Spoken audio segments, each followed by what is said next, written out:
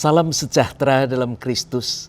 Saya Pendeta Samuel Kristiono dari GKI Dharma Permai Surabaya ingin menyampaikan sapaan gembala pada hari ini. Saya ingin mengajak kita semua untuk membaca firman Tuhan dari Lukas 8 ayat 22 sampai 25. Lukas 8 ayat 22 sampai 25. Pada suatu hari, Yesus naik ke dalam perahu bersama-sama dengan murid-muridnya. Dan ia berkata kepada mereka, "Marilah kita bertolak ke seberang danau." Lalu bertolaklah mereka. Dan ketika mereka sedang berlayar, Yesus tertidur. Sekonyong-konyong turunlah taufan ke danau, sehingga perahu itu kemasukan air, dan mereka berada dalam bahaya. Maka datanglah murid-muridnya membangunkan dia, katanya, "Guru, Guru, kita binasa." Ia pun bangun, lalu menghardik angin dan air yang mengamuk itu. Dan angin dan air itu pun reda, dan danau itu menjadi teduh. Lalu katanya kepada mereka, "Di manakah kepercayaanmu?" Maka takutlah mereka dan heran. Lalu berkata seorang kepada yang lain, "Siapa gerangan orang ini? Sehingga ia memberi perintah kepada angin dan air dan mereka taat kepadanya." Sapaan Gembala hari ini bertema, "Pedulikah Tuhan?" Saudara, dari data kawal COVID-19 Senin 25 Januari dilaporkan bahwa jumlah mereka yang terkonfirmasi COVID sudah mencapai 999.256 orang. Mungkin hari ini sudah tembus 1 juta. Dalam perawatan 161.636 orang. Puji Tuhan, yang sembuh ada 809.488 orang. Namun yang meninggal ada 28.132 orang. Belum selesai dengan COVID, Jumat 15 Januari lalu, pukul 1.28 WIB atau pukul 2.28 WITA, Majene dan Mamuju, Sulawesi Barat diguncang gempa tektonik. Meski epicentrum gempa 6 km arah timur laut dari Majene, dan kedalaman 10 km.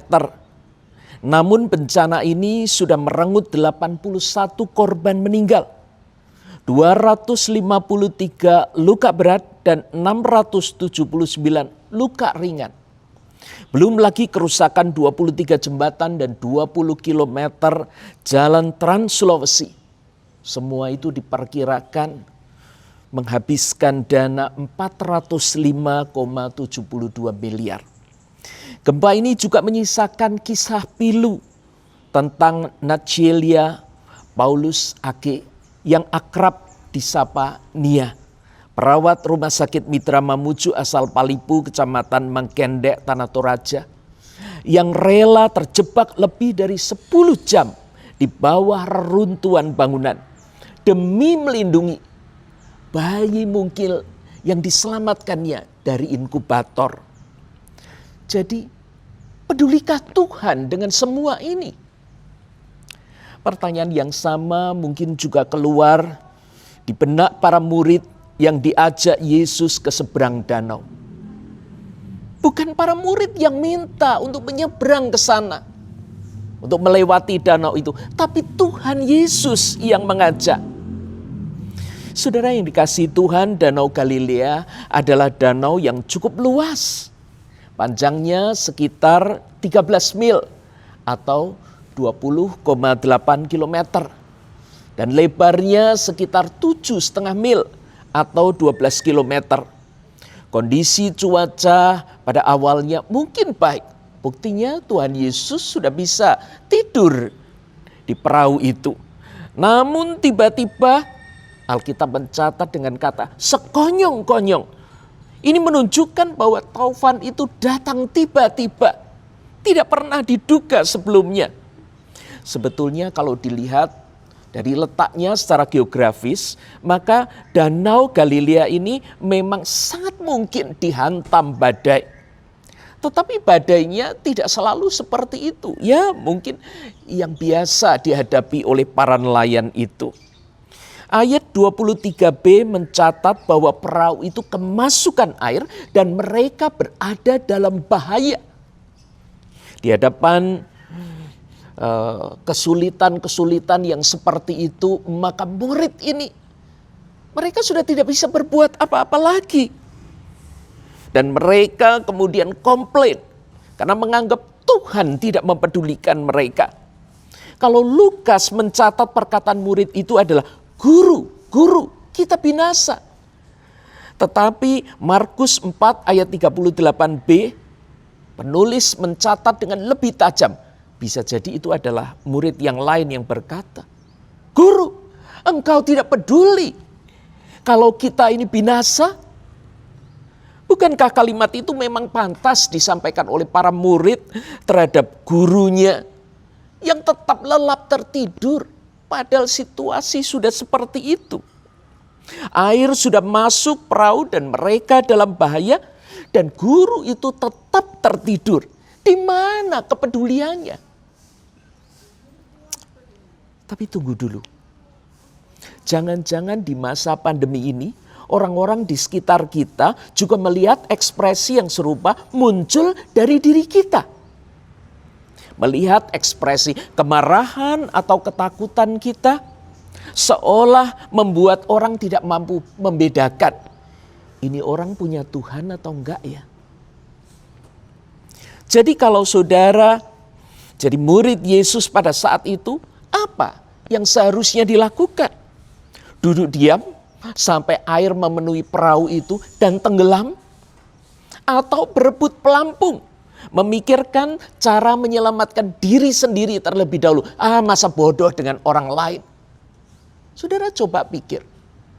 Kalau sang guru yang tetap terlelap meski ada taufan seperti itu, apakah kita juga harus mempedulikan? Apa yang seharusnya ada dalam diri mereka yang seperahu dengan Yesus.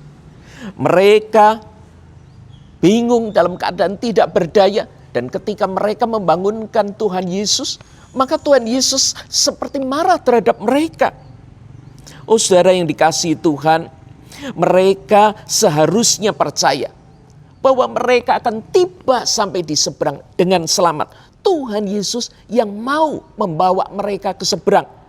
Dan kalau mereka nanti mendarat di Gerasa, maka mereka akan melihat bagaimana Tuhan Yesus mengusir setan.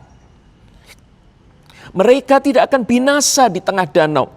Dan pertanyaan yang sama seharusnya juga muncul dalam diri kita. Sikap apa yang seharusnya ada pada orang-orang yang bersama dengan Yesus dalam masa pandemi ini? Kita pasti akan mampu melewatinya. Bahkan kalaupun kita mati bersama Yesus. Kita ada di dalam rencana Allah. Kita selamat, kita aman. Yesus sangat peduli dengan kita. Dia yang menghardik angin dan air itu. Sehingga tidak lagi mampu angin dan air itu menguasai perahu yang kecil itu. Dia tetap bertindak. Tetapi itu terjadi kalau kita membuka diri terhadap peran dan karyanya.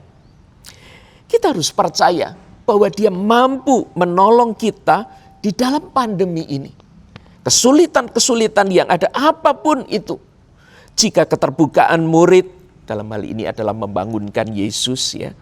Itu membuat Yesus kemudian bangun lalu menghardik angin dan air. Maka keterbukaan kita pada saat ini juga membuat Yesus membuka jalan di tengah kesulitan kita. Dia sungguh peduli pada setiap kita. Dia sungguh mau menyelesaikan persoalan kita. Namun ingat, keberhasilan kita bukan hanya ditentukan oleh kepedulian Yesus, melainkan juga kesediaan untuk berjalan selaras dengan Dia. Mari beri Yesus otoritas untuk memimpin hidup kita. Kita aman bersama Yesus. Amin. Tuhan berkati saudara.